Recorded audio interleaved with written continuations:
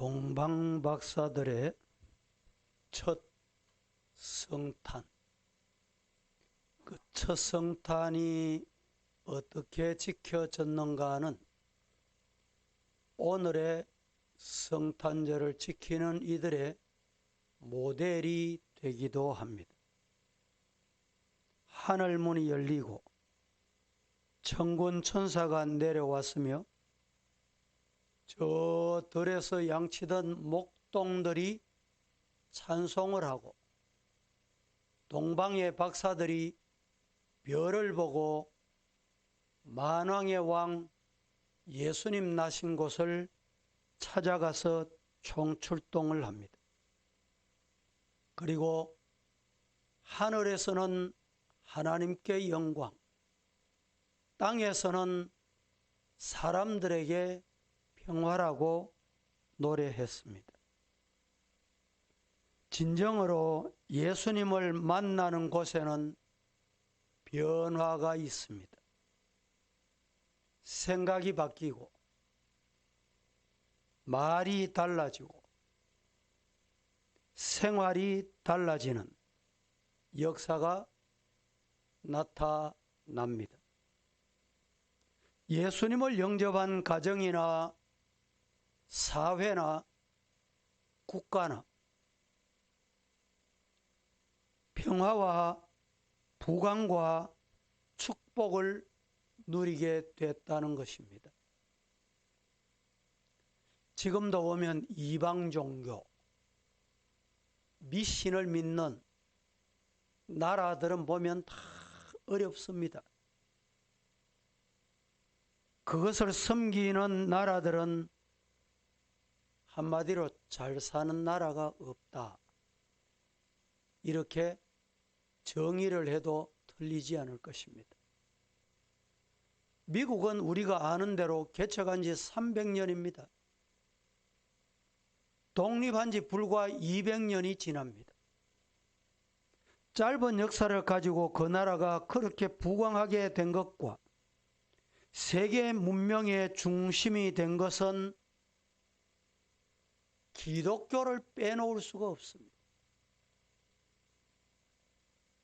한때 미국 경제가 어려운 시대가 있었습니다. 그 시대가 도래했을 때 흔히 교회에서 하는 말이 미국 교회는 끝났다.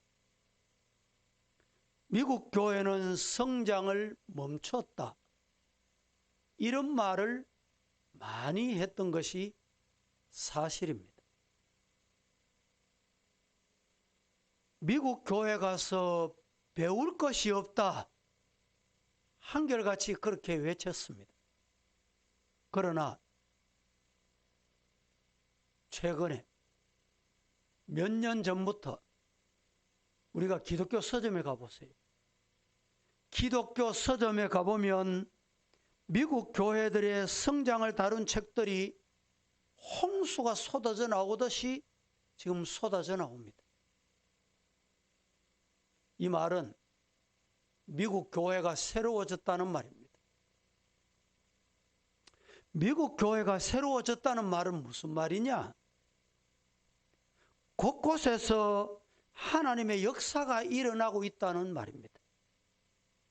우리가 알아야 될 것은 교회가 성장하면, 교회가 새로워지면 자연스럽게 사회가 새로워지고 경제가 살아나고 나라가 잘 살게 돼요. 믿습니까? 믿음 없이는 그저 우연히 그렇게 됐다 이렇게 생각할 사람들이 없지 않아 있습니다. 미국 역사를 보면 교회가 성장하면 나라가 성장해요. 교회가 다운이 되고 마이너스가 되면 나라가 경제가 대공황이 왔습니다. 우리나라 역사도 가만히 보면 그렇습니다.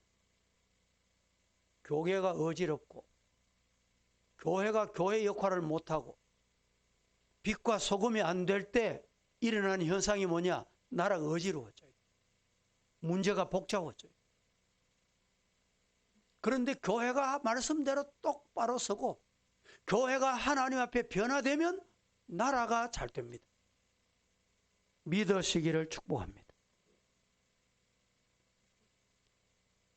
지금 우리나라도 춥지만 일본, 미국은 최근에 눈이 쏟아져서 쏟아진 눈이 집더미같이 쌓이고 필리핀은 홍수가 나서 도시가 잠기고 우리 현지인 선교사가 있는 교회도 완전히 잠겨가지고 지금 이번 이 연말은 세계적으로 이 코로나19 팬데믹 때문에도 어렵고 홍수니 일기의 변화니 이런 것 때문에 추운 겨울입니다. 코로나19 팬데믹으로 사회적 거리를 두고 경제가 마비되고 사회활동이 마비되고 이것보다 더 중요한 게 우리는 예배 통제를 받는 거예요. 예배 제재를 받는 겁니다. 중소기업, 자영업자 모두가 스탑이 되는 어려운 겨울을 맞았습니다. 세상이 자꾸 어두워져 갑니다. 이런 때일수록 우리는 어떻게 해야 되겠느냐? 이런 어려운 때에 교회, 믿음, 우리가 바로 서야 합니다. 우리가 바로 서지 못하기 때문에 나라가 흔들려요. 경제가 흔들려요. 지금 우리에게 제일 큰 문제가 뭐냐? 코로나19 종식입니까? 아닙니다. 경제 회복입니까? 아닙니다. 정치 안정입니까? 더더욱 아닙니다. 지금 우리에게 가장 큰 문제는 뭡니까? 가치관 상실입니다. 살아야 할 진정한 의미를 잃어버린 시대가 오늘 시대예요. 주님이 나의 주인 되시고 나의 가정의 주인이 되시고 직장의 주인이 되셔서 주님 뜻대로만 행하고 살아간다면 주님이 힘 주시고 은혜 주신다. 믿으시기를 축복합니다. 다시 말하면 하나님이 원하시는 모습으로 우리 모습이 바뀌어야 돼요. 그래야 내가 변하고 가정이 살고 나라가 삽니다. 내가 안 변하면 안 돼요. 저 사람 변하면 될 것 같습니까? 누가 변하면 될까요? 내가 변해야 돼.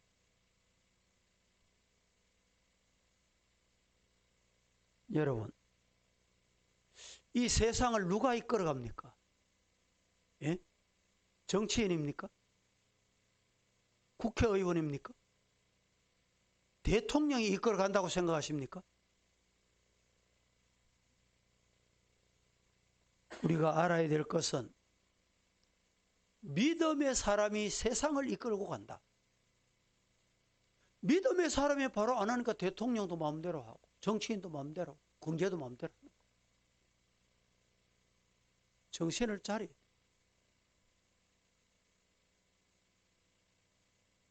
이 나라, 이 민족의 앞날이 누구에게 달려 있어요? 대통령에게 달려 있습니까? 국회의원에게 달려 있습니까?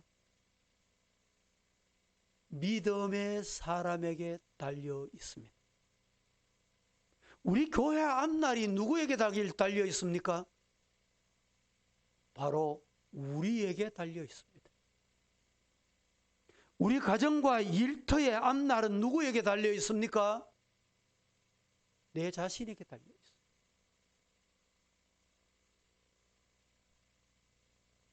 믿으시기를 축복합니다. 예수님의 탄생은 천사가 전해준 말씀대로 온 백성에게 미칠 큰 기쁨의 좋은 소식이었습니다. 그러나 그 당시 모든 사람들이 다 기뻐한 게 아닙니다. 오늘 본문에 보면 우선 잘못된 반응을 보인 세 부류의 반응을 볼 수 있어요.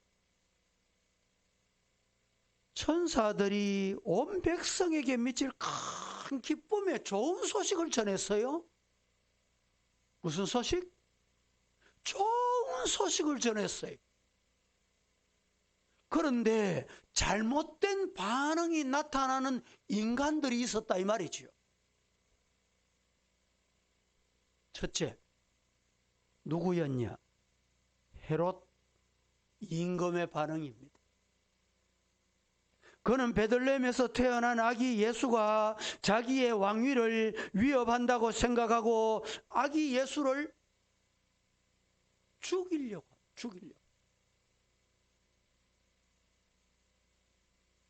오늘날도 현대판 헤롯이 많이 있다. 우리 기독교를 가리켜서 민중의 아편이다. 민중의 적이다. 이런 말 들어봤죠? 헤롯이에요. 헤롯. 이런 사람. 기독교를 박해하는 공산주의자들이 기독교 말살 정책을 합니다. 그러나 아무리 현대판 헤롯이 기독교를 배척하더라도 예수 그리스도는 우리 가운데 영원히 살아 계십니다. 믿습니까? 두 번째, 잘못된 반응 보인 부류가 어떤 사람이냐? 대제사장과 서기관들입니다. 대제사장과 이 서기관들의 반응이 어떠했느냐? 저들은 성경에 근거하여 메시아가 베들레헴에 탄생하실 것이라는 것을 알았어요. 잘 알았습니다. 잘 아는 자들이. 그러나 메시아가 탄생했다는 말을 듣고도 저들에게는 감동이 있거나 경배하러 가야겠다는 마음이 있거나 자세가 전혀 그렇지 않았어요. 메시아가 탄생했다는 말을 듣고도 저들은 베들레헴에 뛰어갔냐? 아닙니다. 결국 저들은 예수님을 십자가에 못 박는 주역이 되고 말았어요. 오늘 우리도 우리 자신을 잘 돌아봐야 됩니다. 우리가 아기 예수의 탄생을 축하하는 성탄의 계절을 맞았습니다. 과연 우리 마음속에 기쁨, 감격, 감사 있습니까? 돌아보자 이 말입니다.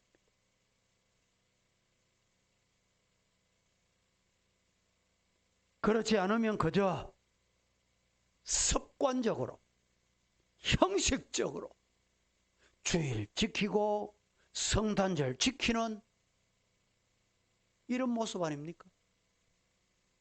우리 스스로 깊이 반성해보는 이 시간이 되기를 예수님 이름으로 축복합니다.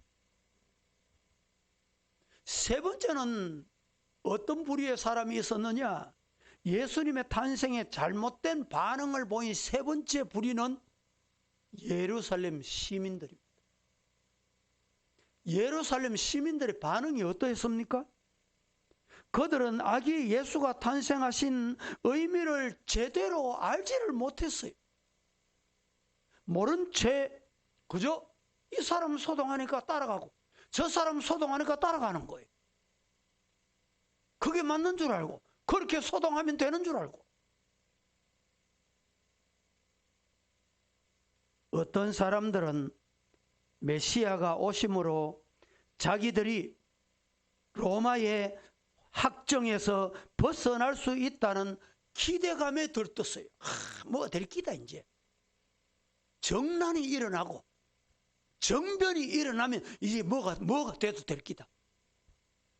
이 착각 중에 살아가는 거예요. 사탄이 바로 이렇습니다.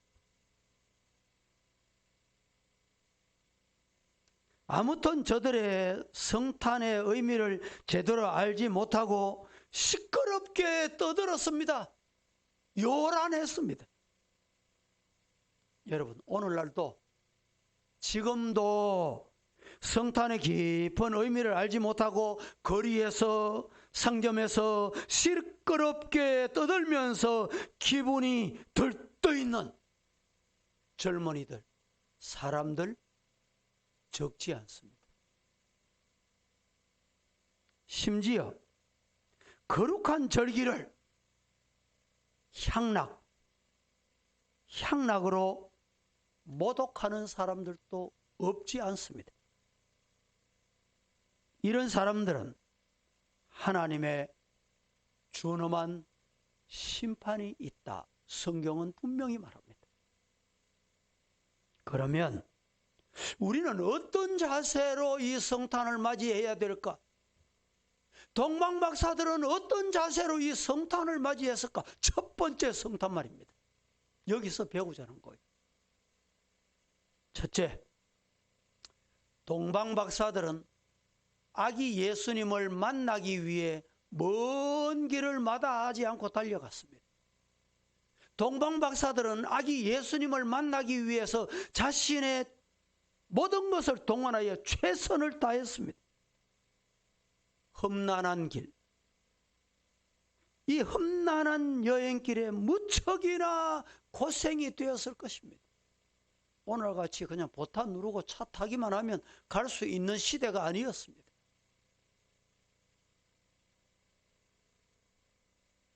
요사이 유튜브에 보면 방송 없는 게 없어요. 어딘지는 모르겠는데 막 길을 가다가 막 산사태가 나고, 산사태가 나니까 밑에서 영문도 모르고 막 물이 쏟아지는데, 야, 이게 웬일이냐. 가다가 막 땅이 뒤집어지고 갈라지고, 얼마나 힘든 여행입니까? 중국 어딘지는 모르겠는데 매일같이 아이들을 학교 보내는데 강을 건너고 덩치 없고 산 비탈을 타고 이래가지고 보내는 데도 있더라고요.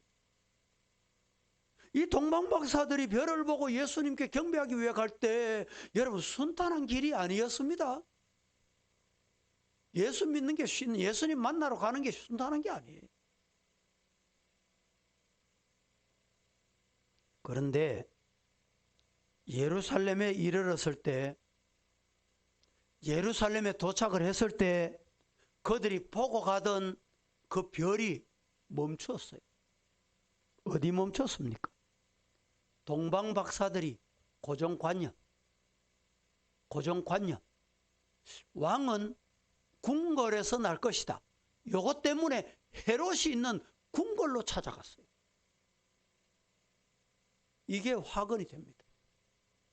내 고정관념이요, 그것 때문에 많은 아이들을 죽게 되는, 죽음에 내모는 이 비참한 현상을 여러분 기억하십니까? 저들이 헤롯 임금에게 가서 유대인의 왕이 어디서 나셨습니까? 그때 헤롯은 열이 오르고 얼굴이 뿔그락 푸르락 감정이 막 솟고 야단났을 거예요. 그런데 그 감정을 깔아앉히고, 그래요, 임금님이 어디 나셨는지 동방박사님들이 찾으시거든. 경배하시고 가실 때 내게 꼭 들이셔서 알려주시면 나도 가서 그에게 경배하겠습니다. 이 말은 얼마나 좋습니까? 진짜 경배하기 위해서였을까요? 찾기만 해봐라. 가서 죽일 것이다. 그 마음에 자리 잡고 있어. 잔인한 헤롯 임금 앞에서 그러한 말을 한다는 자체가 대단한 모험이 아닐 수 없습니다. 그러나 결국 저들은 헤롯에게서 해답을 얻고 난 다음에 동방박사들은 베들레헴을 향할 때 그 별이 그들의 발걸음을 인도했노라. 성경은 이렇게 일러줍니다.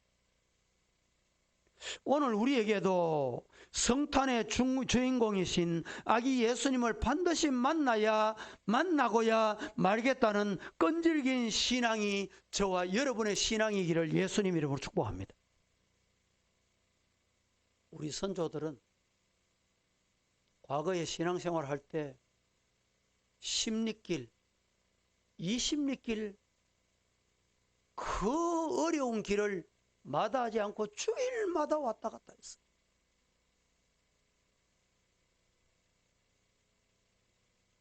성도 여러분, 우리들의 너무 쉽게 예수님을 믿으려는 이런 생각으로 사로잡혀 있으면 안 되겠다는 것입니다. 뜻깊은 성탄절을 맞이해서 동방박사들이 보여주었던 끈질긴 일편단심의 신앙, 저와 여러분의 신앙이기를 예수님 이름으로 축복합니다. 두 번째, 동방박사들은 아기 예수님을 만나게 되었을 때 예수님께 경배했습니다. 동방박사들이 아기 예수님을 만났을 때 예수님께 경배했습니다. 동방박사들은 아기와 그 모친 마리아가 함께 있는 것을 보고 아기 예수께 경배했다.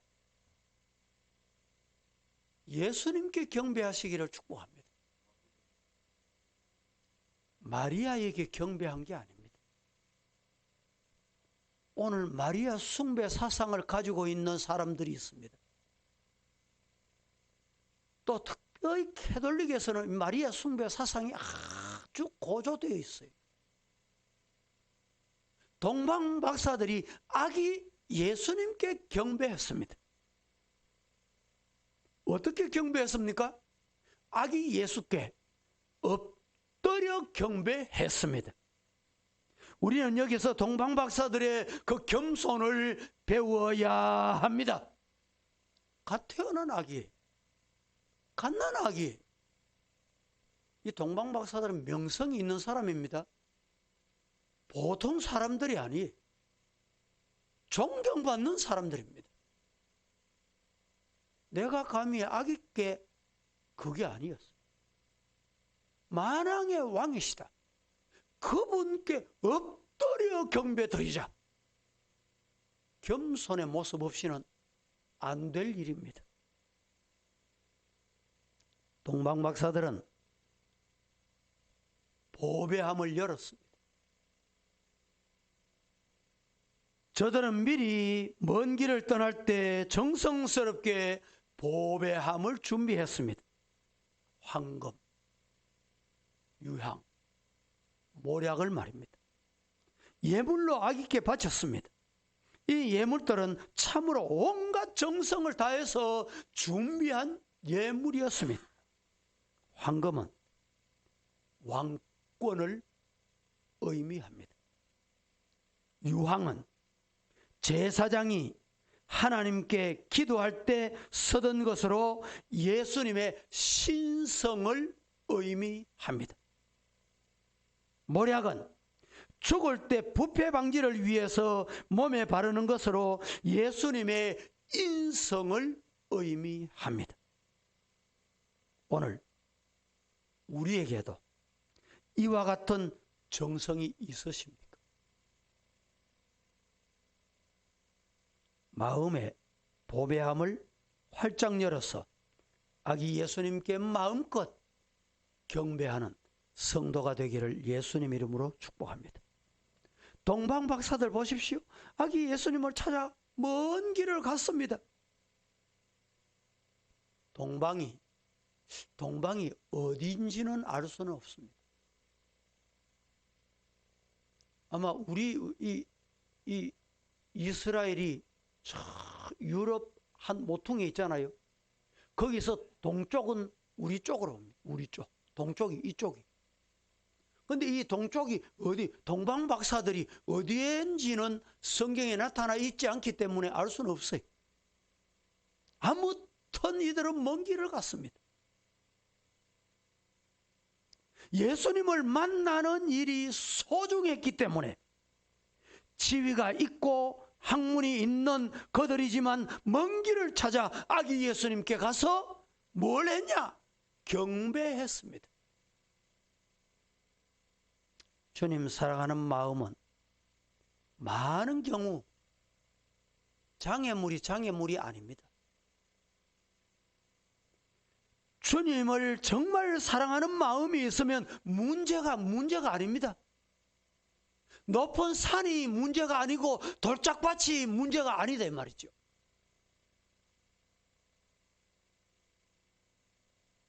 성탄의 진정한 의미는 무엇보다도 경배에 있습니다.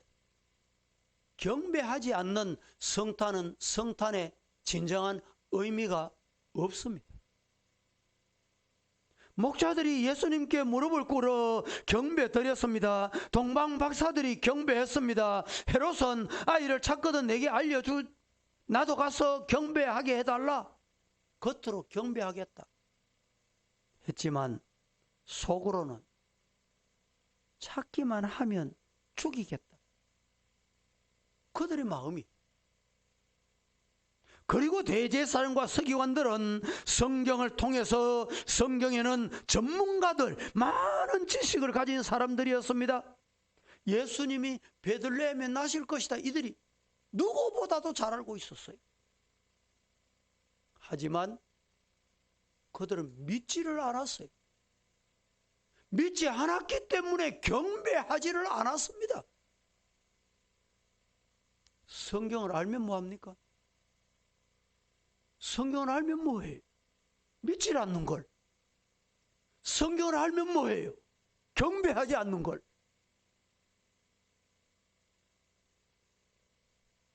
믿음이란 말씀이 이루어지는 것을 보려고 기대하는 생활, 기다리는 것입니다. 믿음은 말씀이 말씀대로 이루어진다. 믿으면서 이루어지는 것을 보는 것이, 기다리는 것이 믿음이에요. 이 믿음 있기를 예수님 이름으로 간절히 축복합니다. 세 번째, 동방 박사들은 하나님의 지시를 받고 고국으로 돌아갔습니다. 다른 길로 돌아갔습니다. 동방 박사들은 하나님의 지시를 받고 왔던 길로 가지 않고 다른 길로 돌아갔습니다. 헤롯은 동방 박사들에게 아기를 찾거든 자기에게 보고해달라 당부를 합니다. 그러나 동방 박사들은 왕명을 어기고, 왕의 명령을 어기고 다른 길로 돌아갔어요. 오늘 본문 12절은 이렇게 말합니다. 같이 한번 봉독합니다. 시작.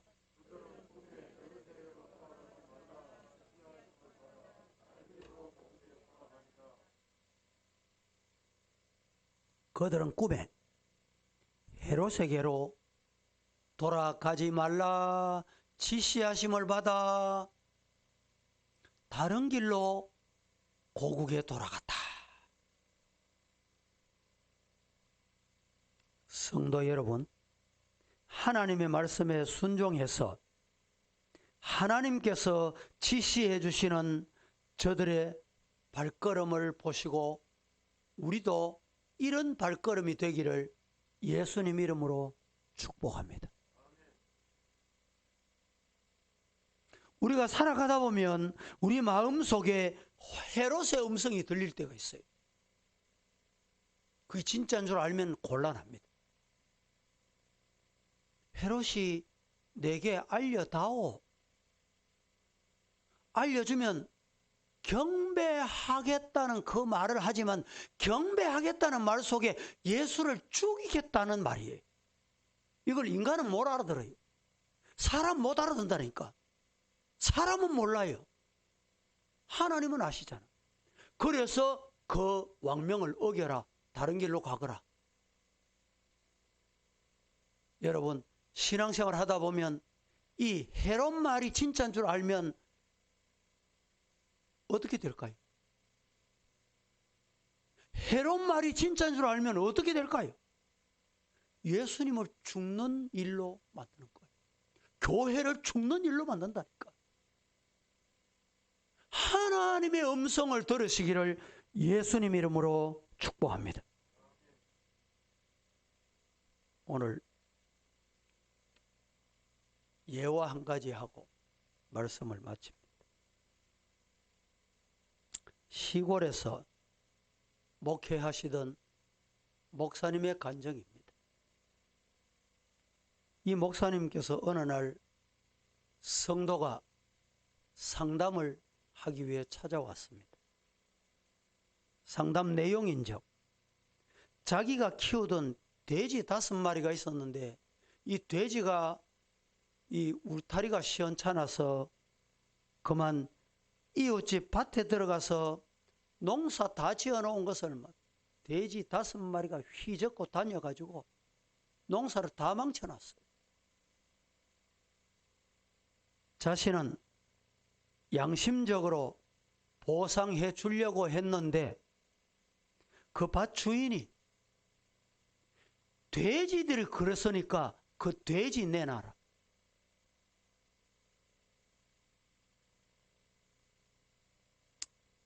돼지들이 한 짓이기 때문에 돼지로 보상하라는 것이었습니다.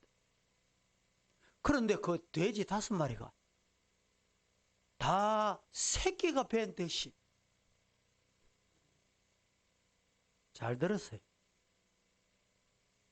조금 있으면 새끼 낳을 돼지 새끼들을 달라고 하니까 어떻게 하면 좋으냐고 다시 목사님께 털어놨습니다. 이야기를 가만히 듣고 있던 목사님이 입을 열었습니다. 성도님, 그냥 그 이웃이 해달라는 대로 해주세요. 목사님의 대답입니다. 아무리 그래도 그건 좀 너무하지 않습니까? 상담하러 왔던 사람, 성도. 하나님은 자기 백성을 절대로 손해보게 하는 분이 아니십니다. 이웃과 싸우지 말고 그냥 돼지 다 주세요.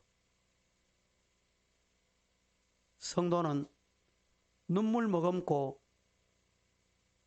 새끼 뵌 돼지 5마리를 이웃에게 결국 다 주었습니다. 얼마 후에 아니 이 돼지가 새끼를 낳았는데 기본이 한 마리가 18마리 낳은 거예요. 이 돼지 5마리가 18마리 이상 새끼를 낳았으니 돼지가 100마리 된 거예요. 그 집을 지날 때마다 이 성도님은 속이 상합니다. 견딜 수가 없습니다.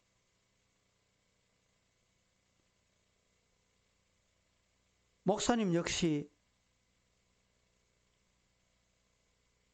말을 잘못했나 뭐 이런 생각이 들었겠죠. 그런데 어느 날 그 성도님이 빙글빙글 웃으면서 쫓아왔어요. 쫓아와서 목사님 이웃집에 이웃집에 소 3마리가 우리 밭에 와서 막 엉망으로 만들어놨습니다. 이제 소 받아오면 되겠죠. 과연 하나님은 성도를 손해보게 안 하시는구나. 목사님께서 잠깐만요. 하나님을 믿는 사람이라면 좀 달라야 하지 않겠습니까? 황소를 차지하려고 하지 말고 다 돌려주세요. 그냥 돌려주라고 했습니다. 그 사람이 아니 목사님 자기 한 대로라도 해야지요. 자기 한 대로 하는 거 그게 뭐 잘못입니까? 목사님께서 예수 믿는 사람은 손해보며 사는 사람입니다. 다른 사람에게 손해를 끼치면 안 됩니다. 일러줬습니다. 할 수 없이 이 성도는 이웃집 황소를 돌려줬습니다. 목사님 말씀대로 순종을 한 거예요. 그러자 이웃 사람이 깜짝 놀라는 눈치입니다. 인간적인 도리를 봤을 때 이건 아니라 이런 눈치였습니다. 결국 이웃 밭의 주인은 자신의 잘못을 뉘우치고 그 성도의 어미 돼지들과 새끼 돼지들을 모두 다 돌려줬습니다. 돌려받았습니다. 6개월 동안에 먹이고 잘 키워서 돌려받았습니다. 성도 여러분, 이 예화가 그냥 웃어오라고 하는 얘기가 아닙니다. 갈라디아 6장 9절과 10절은 이렇게 말합니다. 우리가 선을 행하되 낙심하지 말지니 포기하지 아니하면 때가 이름에 거두리라. 그러므로 우리는 기회 있는 대로 모든 이에게 착한 일을 하되 더욱 믿음의 가정은 그러할지니라. 여러분, 이와 같은 상황이라면, 앞서 말씀드린 이와 같은 상황이라면 여러분 어떻게 하고 있습니까? 지금 어떻게 했겠습니까? 예? 아마 억울해서 당장 이웃에게 복종, 보복, 복수하고 싶었을 것입니다. 황소가 자신의 밭을 망쳐 놓았을 때 얼씨구나 무릎을 치고 눈에는 눈, 이에는 이 그러지 않았겠습니까? 그러나 하나님을 믿는 그리스도인이라면 행동이 달라야 합니다. 성령의 인도하심을 따라 착한 일을 해야 합니다. 마태복음 5장 16절에 이같이 너희 빛이 사람 앞에 비치게 하여 그들로 너희 착한 행실을 보고 하늘에 계신 너희 아버지께 어떻게 해라? 영광을 돌려라. 기도하겠습니다. 거룩하신 하나님, 오늘 성탄의 계절에 성탄을 앞에 두고 동방박사들의 첫 성탄을 보면서 우리가 배우고 깨닫고 믿음으로 바로 설 수 있게 은혜 주시옵소서. 예수님 이름으로 기도합니다. 아멘.